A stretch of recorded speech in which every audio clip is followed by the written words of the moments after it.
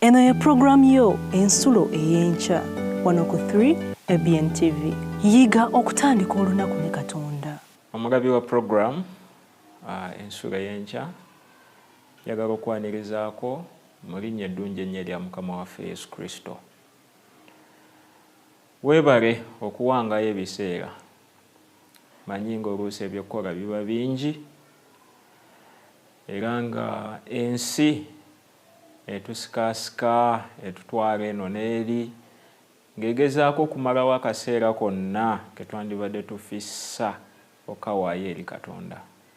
Naye ggwe asobodde okuwaayo obudde buno okubeera ng'obeera ku TV yo ng'okeerera wamu ne Katonda. Nsaba Mukama akikubalire, nsaba Mukama akuwenye omukisa. Bingi bye tuyitamu, oyinza okuba tomanyi na nsonga lwaki bwakedde nga oli mulamu. Eri eyeebase nga mulwadde naye ng'agenza okuzuukuka ng'ate awulira bulungi n'obulwadde bwonna takyabuwulira. Njagala okwebaza Katonda olw'obulamu obwo.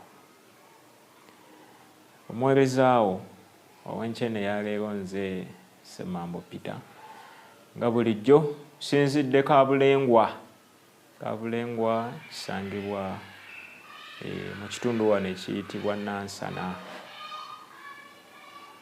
era nsinziza mu kkanisa eyitibwa Kampala Central Church naye mu ttabi lyayo eriyitibwa Kabulengwa Sabbath School. Twebaza Mukama olw'omukisa gw'atuwadde okumuweereza era mwebaza n'olw'okubeera ggwe akeeredde ku puroguramu eno ensulo y'enkya. Ky'okoze kikulu nnyo era bw'oba oyagala abantu abalala nabo bagambe ku puroguramu eno. Omanyi kizibu nnyo okugamba nti omuntu omwagala naye nga tomwagaliza. Kati alabye ebirungi ku puroguramu eno ensulo ey'enkya ng'olina mikwano gye era ng'obaagala, baagaliza okulaba puroguramu eno. Era tokoma ku kubaagaliza naye baagazise, babuulire obulungi n'obuwoomi obugirimu nabo basobole okugikeererangako kulaba nga balaba puroguramu eno ensulo ey'enkya. Njagala okwaniriza nga nsaba nti teekateeka ebirowoozo byo tusabe ate tusobole okubaako ekyokuyiga kye tuyiga. Njagala okusuubiza nti Mukama n'olwaleero atuwadde entanda, atusibiridde entanda gye tugenda okutambulirako kuyita mu lunaku luno olwaleero. Wonna wooli weewombeeke tuweeyo okusaba. Kitaffe omulungi, tukwebaza nti otuyisizza mu kiro ne bukya nga tukyali balamu, nga tukyassa. Erinnya lyo ekkulu lyebazibwe. Tukiraba nga kya nsonga okubeera nga tutandika olunaku n'okwewonga gy'oli ate n'okubaako kye tuyiga. Mukama kyetuva tusaba otuwa Omwoyo wo Omutukuvu. Oyo yekka asobola okukwata ku mitima gy'abantu nga bangi balina ebibasobedde, balina embeera ze balowooza nti tezisobola kubavaako. Okuyita mu kyokuyiga kino ekyaleero Mukama tusaba bonna baweebwe omukisa era tusaba babeeko kye beetwalira mu kyokuyiga eky'olunaku luno. Kakasa nga Mukama kijja kuba kya mukisa gye tuli era kyetuva tusaba okulungamizibwa okuva gy'oli, bwe tusabye mu Kristo Yesu Mukama waffe. Amiina.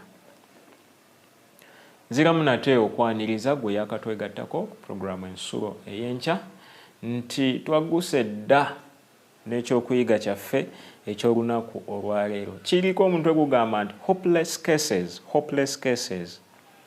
Oluganda mu kuvvuunula yagambye nti embeera ezitasuubirwamu kalungi konna. Simanyi oba wali obaddeko mu mbeera efaananako bw'etyo nga teri mpaawo kalungi konna k'osuubira. Ngenda kutandika n'ekibuuzo kino. Kigamba nti ani gw'osabira okulabayo ng'otuuseeyo? Ludda wa? Mu ggulu. Ani gw'osabira okulaba ng'otuuse mu ggulu. Mbuuzizza gw'osabira okulaba ng'otuuse mu ggulu. Kye kibuuzo kye tutandise nakyo. Nga tuyita mu ky'okuyiga kino ekyaleero, ekibuuzo ekyo nsaba kigende nga kivuga mu birowoozo byo. Obeereko naawe omuntu gw'osabira okulaba ng'omusisinkana nga tuli mu ggulu. Ekyokuyiga kyaffe kirina olunyiriri olw'okujjukira. Luvudde mu kitabo eky'ebyomumirembe ekyokubiri. Ebyomumirembe ekyokubiri, essula ya 33 olunyiriri lwa 13. Bayibuli egamba bw'eti: n'amusaba ne yeegayirirwa, ye n'awulira okwegayirira kwe, n'amukomyawo e Yerusaalemi mu bwakabaka bwe. Awo Manase n'amanya Mukama nga ye Katonda. Oba owulidde bulungi ebigambo ebyo byogera ku kabaka wa Isirayiri ayitibwa Manase. Kabaka ono Bayibuli egambye nti yeegayirira Katonda. Bwe yeegayirira Katonda, Katonda n'awulira okusaba kwe n'amukomyawo mu bwakabaka bwe. Nakubuuziza ekibuuzo, ani gw'osabira okubaayo mu ggulu? Gw'osabira okulabayo mu ggulu? Emirundi mingi waliwo n'enjigiriza nnyingi ezitulowoozesa nti abantu bamala okufa tusobola okubasabira, Mukama n'akyusa embeera mwe bafiiridde ne bafuuka abatukuvu oluvannyuma lw'okufa, ne tusobola okubasangayo mu ggulu mbu. Naye Bayibuli terina njigiriza yonna efaananako bw'ekyo. Bayibuli okuyigiriza kwayo kuli nti omuntu asobola kukyusa mbeera ye ng'akyali mulamu. Bw'afa biba biwedde. Bayibuli etugamba eri mu kitabo eky'Omubuulizi, osoma essula ey'omwenda olunyiriri olw'omukaaga, nti aba talina na mugabo mu bikolebwa wansi w'ensi. Ekitegeeza teri kimugasa kikolebwa. N'okumusabira tekumugasa. N'okumuteekako eddagala ku malaalo tekumugasa, kuba talina mugabo, talina mpeera mu byonna ebikolebwa wansi w'ensi.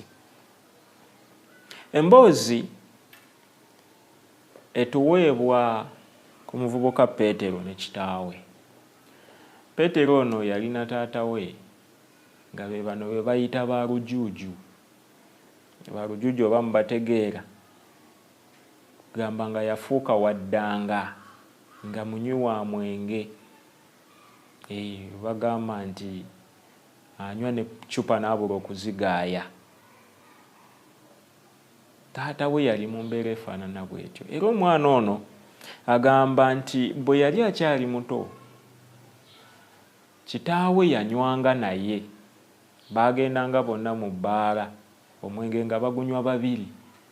Naye omwana ono yasisinkana Kristo, n'akkiriza enjiri ya Mukama waffe Yesu Kristo, n'ava ku mwenge n'atandika okutambula nga Katonda bw'ayagala. Naye kimu ku byasinganga omukwasa ennaku nti kitaawe ye teyafangayo ku bya Bayibuli, era nga talaga nti alina n'obwetaavu bwonna bw'alina mu bulamu bwe obukwata ku bya Katonda. Kwegamba yanywa nnyo omwenge ne yeeyonoonesa n'afuuka ekyenyinyalwa mu nsi. Kwegamba omuntu kuwandigambye nti musajja akuze alimu ekitiibwa, naye bambi n'afuuka ekisekererwa naye lwa mwenge.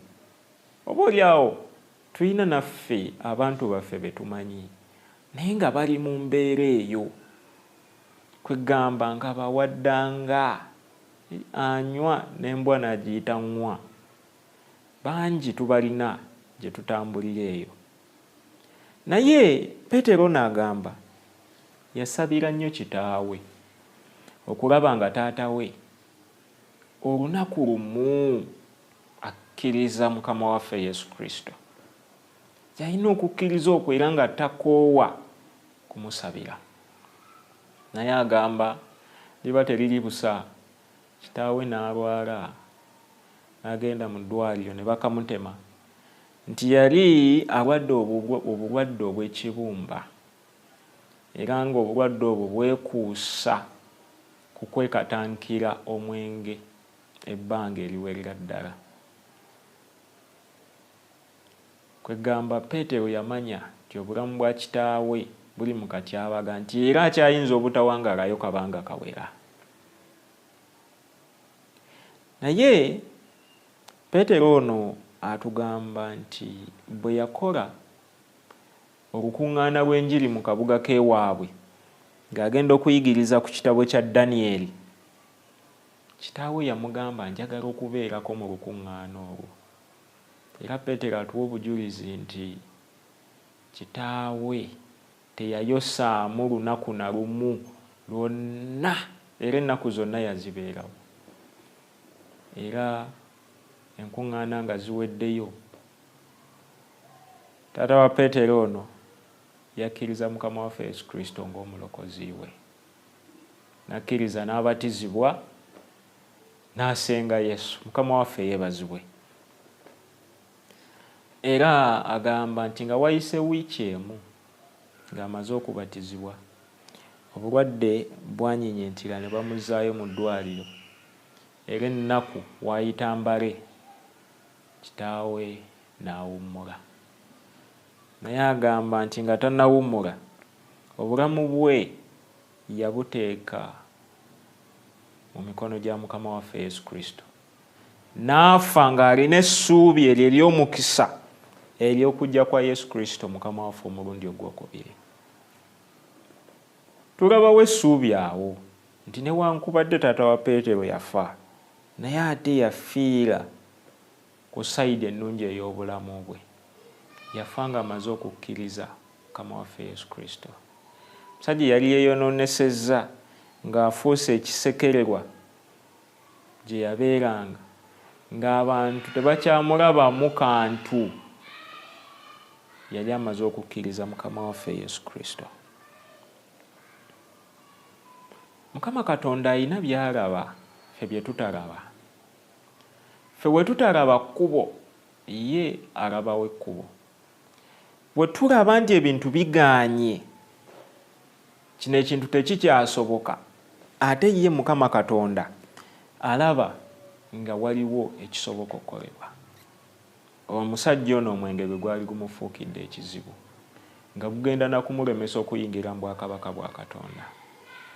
Naye Mukama yayogera naye okuyita mu njiri eyo yabuulirwa mutabani we, n'akkiriza Mukama waffe Yesu Kristo, n'agenda n'okufa ng'akkiriza Kristo. Era essuubi weeriri nti Mukama waffe Yesu Kristo ng'akomyewo ku biro eby'eggulu, omwami ono naye ajja kuzuukizibwa.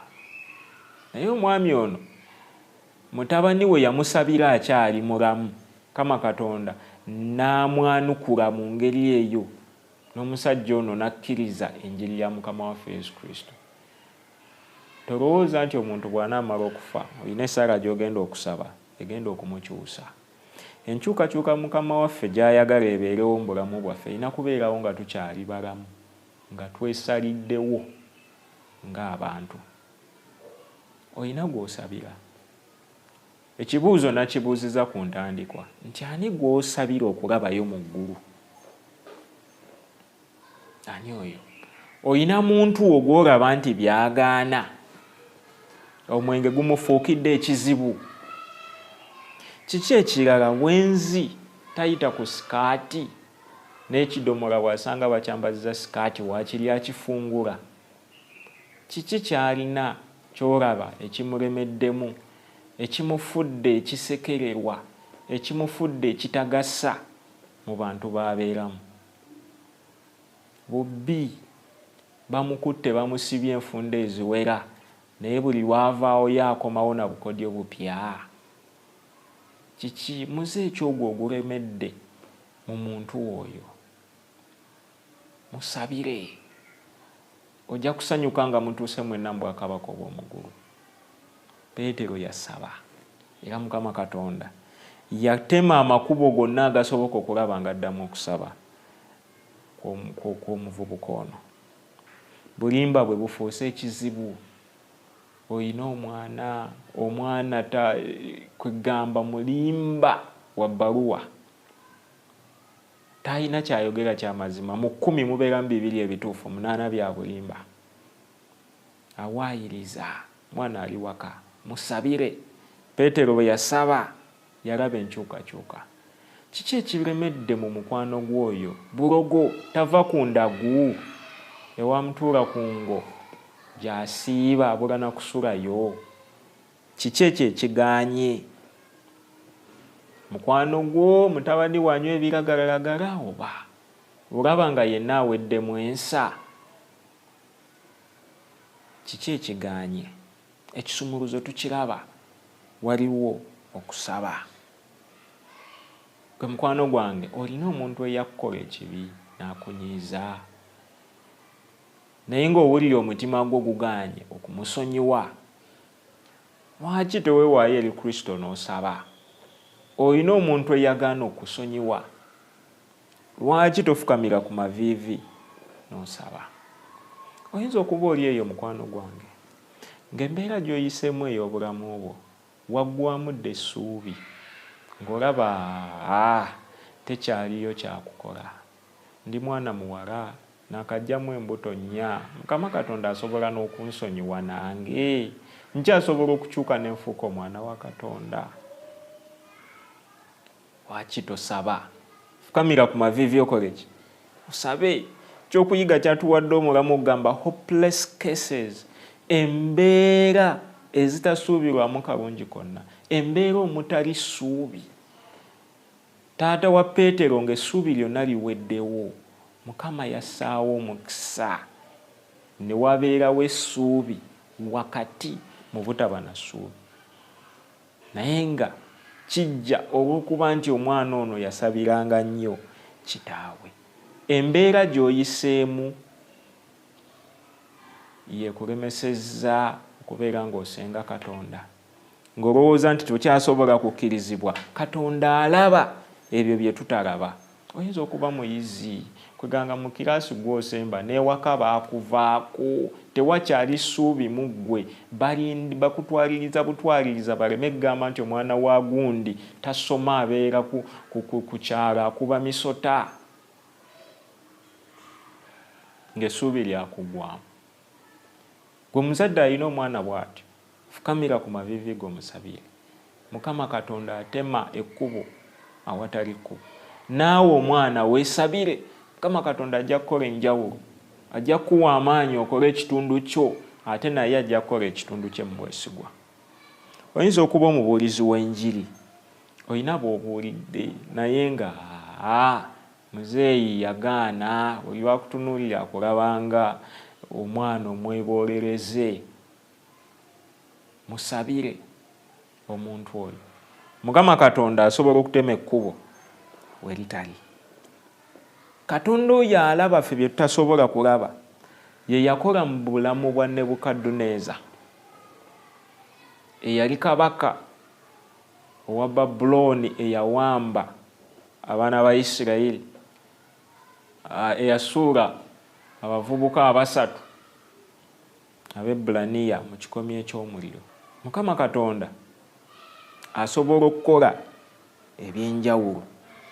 Nebukadduneeza oyo ffenna tukimanyi, bye tusembayo okumusomako mu byawandiikibwa ebitukuvu bitulaga nti yali akkiriza Mukama Katonda. Katonda n'akola mu bulamu bwe.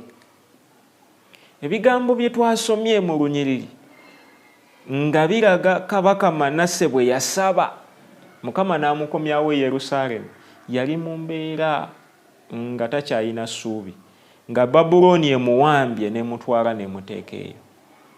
Naye Bayibuli egamba nti Manase ono bwe yadde ennyuma n'alaba okubonaabona kwabonyebonyemu n'afukamira n'asaba Mukama ne yeewombeeka mu maaso ga Mukama.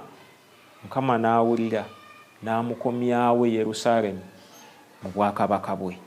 Awo Manasse n'amanya Mukama nga ye Katonda. Katonda asobola okuzzaawo ebyo ebibadde biganye, ebibadde bisobye, ewatali ssuubi, essuubi ne liddamu ne lirabikako. Abaana ba Katonda twetaaga okuteeka obwesige bwaffe mu Katonda, twewombeeke mu maaso ga Katonda tumusabe. Katonda agenda kukola ebyenjawulo mu bulamu bwaffe. Tujja kukkiriza nti Mukama ddala ye Katonda.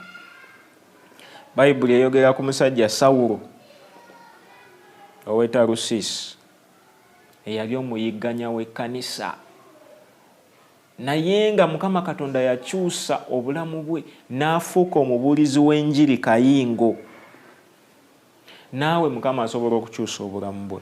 Waliwo ebyokulabirako bingi nnyo mu Bayibuli bye tusobola okukwatako, bye tusobola okusomako ne tulaba Katonda ng'akola ebyamagero.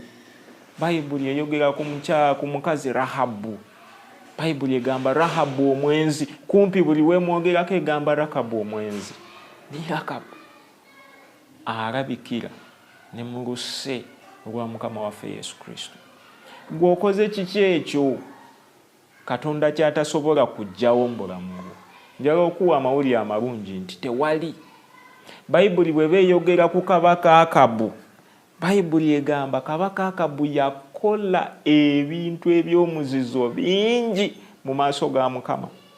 Actually Bayibuli egamba nti yakola bingi okusinga bakabaka bonna abalala abaali babaddeko mu Isirayiri. Naye Bayibuli erina ebigambo byegamba nti mu kubikola byonna, Bayibuli ey'Oluzungu egamba he provoked the Lord to anger.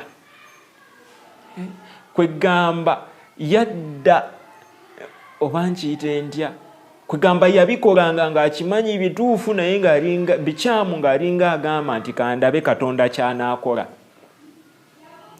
Naye Bayibuli eneewuunyisa. Bw'osoma mu Bassekabaka ekisooka essuula eya 21 olunyiriri olwa 27 n'otuuka ku lwa 29, kabaka ono Akabu gwegamba nti omu ku bakabaka abaali bakyasinza okujeemera Katonda emwogerako bw'eti. Bassekabaka ekisooka essuula 21 olwa 27 paka ku lwa 29 agamba nti awo olwatuuka Akabu bwe yawulira ebigambo ebyo n'ayuza ebyambalo bye n'ayambala ebibukutu ku mubiri gwe n'asiiba n'agalamira ng'ayambadde ebibukutu n'atambula mpola. Awo ekigambo kya Mukama ne kijjira eri Omutisubi nga kyogera nti olaba Akabu bwe yeetowazza mu maaso gange, kubanga yeetowazza mu maaso gange sirireeta kabyako mu mirembe gye. Mukama waffe yeebazibwe. Gw'alina embeera yonna ng'olaba etabuse ekulemeddeko, ng'olaba tokyalina ky'oyinza kukola, ng'olaba waliwo omuntu gw'obadde operereza okukkiriza Yesu naye ng'akyagaanye, Bayibuli etugambye nti kabaka Akabu bwe yeewombeeka mu maaso ga Mukama, Mukama yawulira okusaba kwe n'addamu okusaba kwe. Mukwano gwange, kola ekintu kimu. Enkene ya leero njagala okugamba, mu mbeera yonna weewombeeke mu maaso ga Mukama, osabe Mukama Katonda. Mukama Katonda embeera eyo gy'olabanga etasoboka ajja kugikolera eddagala, ajja kuteekawo ekkubo ewatali kkubo, obulamu bwo bujja kukyusibwa. Ani gw'osabira okusisinkana mu ggulu? Mukwano gwange, baako gw'osabira, Mukama ajja kukola ekyamagero, tujja kusisinkanayo mu ggulu. Saba Mukama akuwe omukisa. Katusabe. Taata omulungi, tukwebaza olw'ekisa kyo, tukwebaza nti okola ffe ne bwe tutasuubira, ne bwe tulaba nga tewakyaliwo ssuubi lyonna, gwe Ayi Kitaffe omulungi oteekawo ekkubo, ozzaawo essuubi eri abaana bo abakusinza, eri abaana bo abakusaba. Taata waffe, gwe muyinza w'ebintu byonna, tujja gy'oli abamu ku ffe tulina bingi bye tukoze ne bye tuyiseemu nga tulaba nga abatakyasaanira mu maaso go. Mukama, obubaka buno bwe tufunye olunaku leka butuzzemu amaanyi okujja ku bigere byo mu buwombeefu okusaba. Mukama, otusaasire, otuzzeemu empeke ey'obwakatonda tuleme okusaanawo. Kitaffe omulungi, tuyinza okuba n'abantu baffe be tusuubira nti embeera yatabuka, tewakyali kyakkola. Katonda waffe omwesigwa, tujja gy'oli nga tubateeka mu maaso go. Tukusaba oteekewo ekkubo lye wateerawo Manase, Rahabu, Ahabu n'abalala bonna. Mukama, naffe lituteerewo tusobole okudda mu maaso go. Otubeerayo Kitaffe okuyita mu lunaku olwaleero, tuwe omukisa mu mirimu gyaffe bwe tusabe n'okwegayirira mu Kristo Yesu Mukama waffe. Amiina. Tukwebaza olw'okubeera ku puroguramu ensulo ey'enkya. Kugamba nti buli ofunawo akaseera tova ku TV eno 3 ABN TV n'ebirala bingi ebikyajja. Mukama akuwenye omukisa. Yiga okutandika olunaku ne Katonda. Olwo nno ebisuubizo bye birabike gy'oli.